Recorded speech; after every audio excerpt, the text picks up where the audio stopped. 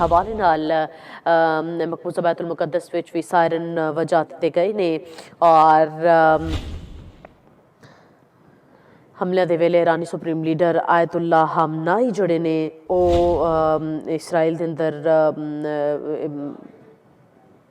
Tehran विच मौजूद सन और Israel दे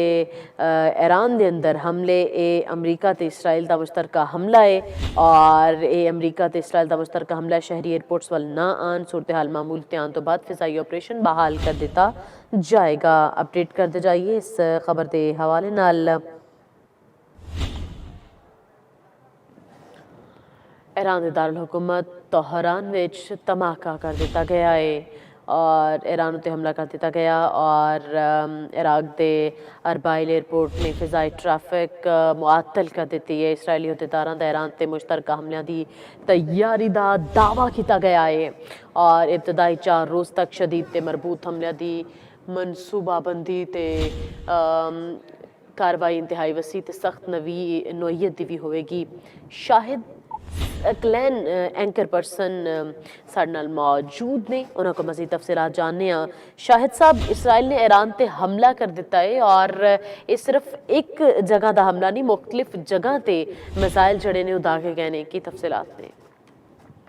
जी बिल्कुल एक्सपैक्टेड सी, ज़ाहिरी गल है ये मामला तो काफ़ी दिनों तो चल रहा सी और तुसी अगर वेखो जी खिते की सिचुएशन है तो उन्होंने वेखते हो ये तो बड़ा वाजे सी कि ठीक है एक डायलाग की गल हो रही है जड़े कि जनीवा विच हो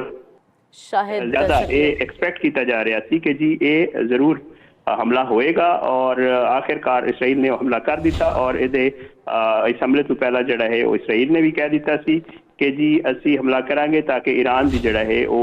यूरेनियम अफसूदगी दी ते दूजे मामलात ने उन्होंने काट किया जा सके। तो हुणे दसिया जा रहा है कि जी तेहरान दे विच मुख्तलिफ मकामात दे उत्ते धमाके सुने गए ने और धमाकियां के हवाले नाल ये भी दसिया जा रहा है जिहड़ा इंटरनेशनल मीडिया है वो रिपोर्ट कर रहा है और ईरानी मीडिया भी कह रहे हैं कि जी ईरानी मीडिया तो ये कह रहे हैं कि धमाकियां की वजह हुण तक मालूम नहीं हुई, लेकिन ये है कि वैसे इसराइल की तरफ को भी आ गया कि जी बाकायदा तौर पर जड़ा है वो लॉन्च कर दिता गया ईरान के खिलाफ जड़ा है कार्रवाई लॉन्च कर दी गई है। तो जड़ा इसराइल जड़ा ये कह रहे हैं कि पेशगी हमले कर रहा और ये हमें पेश इसके अलावा जड़ा है कोशिश इसराइल की है कि वो ईरान को किसी एक गल से राजी करे और जिस तरह इन्हों के चल रहे सन और कल 1-2 दिन पहले खबर आई थी कि इन्होंने जोड़े जिनीवा मुज़ाकरात हो रहे सन 3 दौर होए उन्होंने जिद डोनाल्ड ट्रंप कह रहे मैं वास्ता शिरकत की थी वो जैरेड कुशनर से दूजे मार्को रूबियो वगैरह सारे मौजूद सन, लेकिन वो जोड़े कोई मुज़ाकरात सन वो कोई नतीजा के साबित नहीं हुए और उन्होंने मुज़ाकरात के खात्मे के बाद इसराइल ने जड़ा है स्ट्राइक की थी। हुण अगे ईरान का की रिस्पॉन्स होएगा वो आने वाले दिन पता चलेगा क्योंकि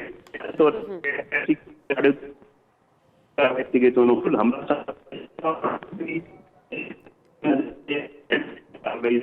चाहे वो किसी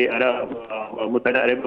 किसी और भी दूजे पड़ोसी मुल्क में असी डायरैक्टली उन्होंने निशाना बनावांगे और असी इनू जंग तस्वर करेंगे। बाकायदा तौर पर अब्बास शराफी साहब जो वज़ीर खारजा ने ईरान के उन्होंने तरफ कहा गया सी तो ये मामला जोड़ा है ये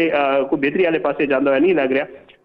वेखो हुण बाकायदा तौर पर ईरान की तरफ को जिस वक्त कन्फर्मेशन आएगी कि जी वाकई है और ईरान भी उधर रिस्पॉन्स करेगा और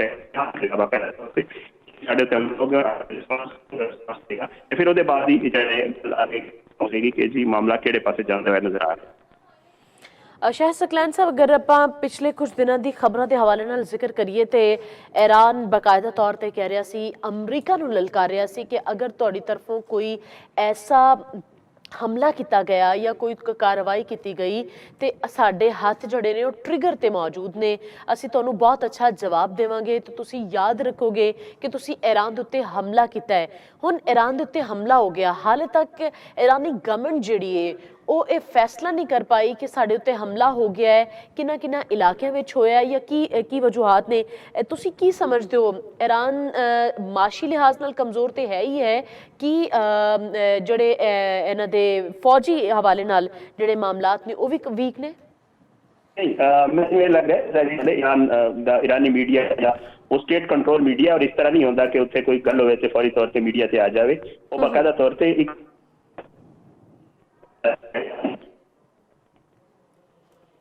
नहीं होया इस वास्ते जड़ा किसी को बताया थोड़ी देर